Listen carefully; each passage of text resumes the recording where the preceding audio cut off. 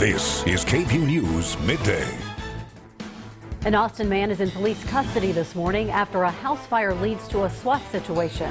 We'll explain what happened and how the incident came to an end. And President Trump calling a meeting at the White House today. All 100 senators expected to attend.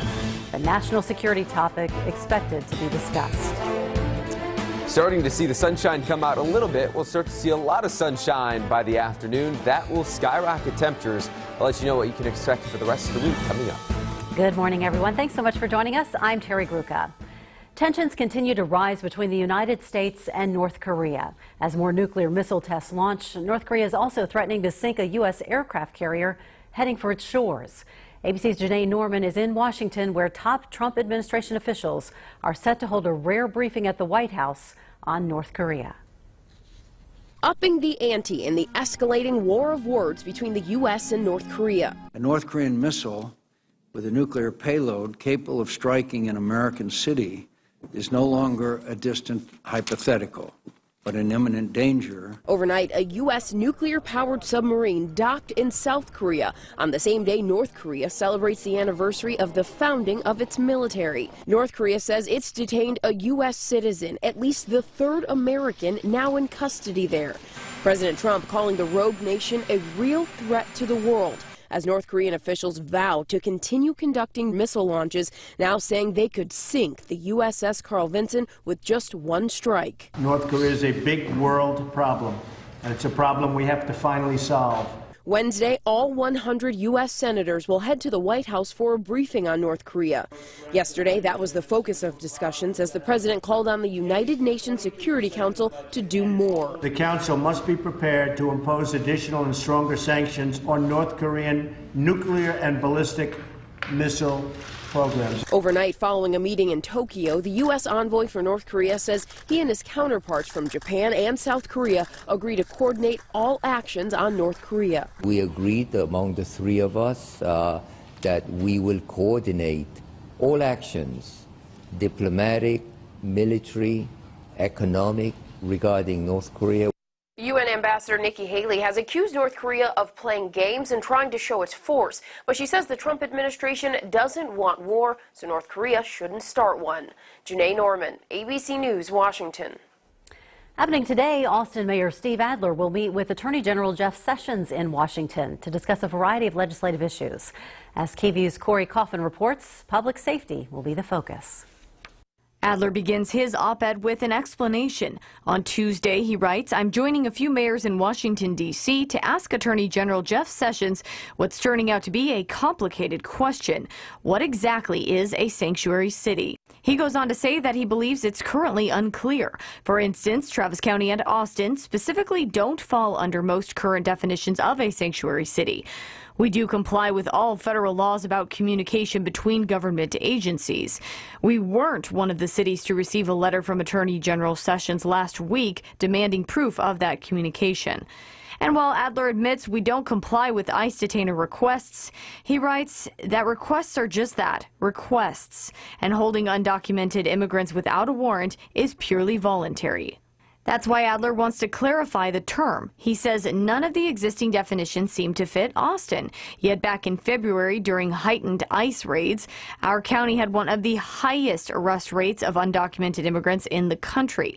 Adler ends his article by stressing that, quote, "Asking local police to appear as federal immigration agents destroys trust.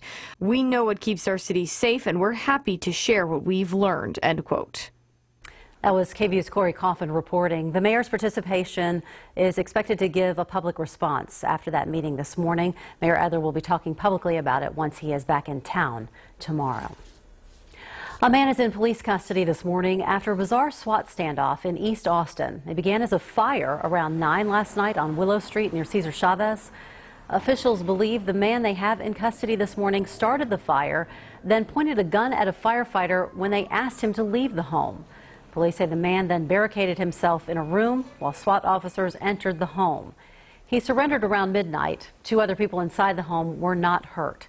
AFD investigators plan to charge that man with arson. That charge carries a potential of 5 to 99 years in prison and a $10,000 fine.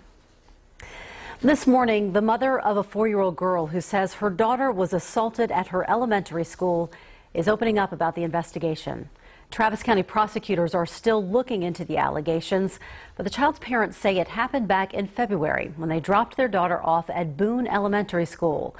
The young girl was taken to Dell Children's Medical Center that same day, and medical records show there was trauma and that the child suffered injuries related to sexual assault.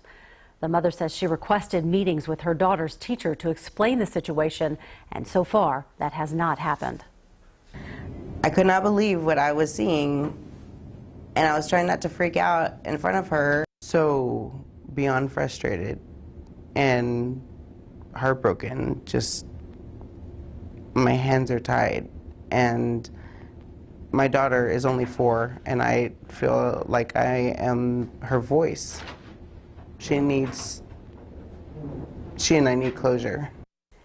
AISD did investigate, but the district's police chief admits investigators made a mistake, closing the case before officials got to see the girl's medical records.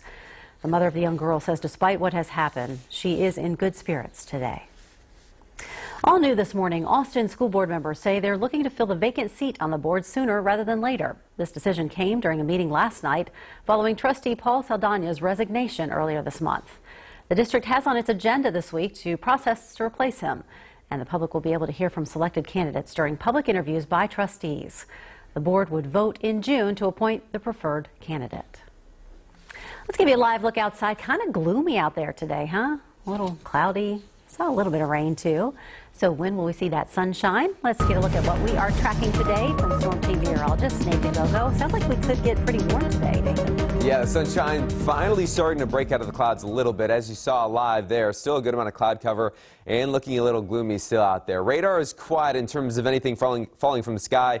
That's not happening. We're starting to see again the clouds break up a little bit from west to east. So out in the hill country, you folks in Mason, Llano County, you're seeing a lot of sunshine right now. Across the city, not so much. We're still seeing a good amount of cloud cover. That will continue to break apart as we head into the afternoon. Temperatures, despite the clouds, have risen into the low to mid 70s. 73 at Bersham, 73 also at Camp Mabry. You notice the humidity is higher as well when you walk out this door than it has been the last few days. Winds from the south, that's what's bringing up the humidity and some of those temperatures into the about 15 miles per hour from San Marcos down towards LaGrange, gusting as high as 20 to 25 miles per hour at times. So temperatures ranging from the 60s to the upper 70s. Llano 77, LaGrange 77 as well. We'll see more sunshine for the afternoon. Temperatures expected to rise into the mid to even upper 80s. We've got a couple 90-degree temperatures in the forecast. More on that coming up in about 10 minutes, Terry. See you then. Thanks, Nathan. The battle over the nation's budget continues. The main issues causing lawmakers to stall. Plus, groundbreaking research happening now in Missouri. How people suffering from Alzheimer's could be one step closer to recovery.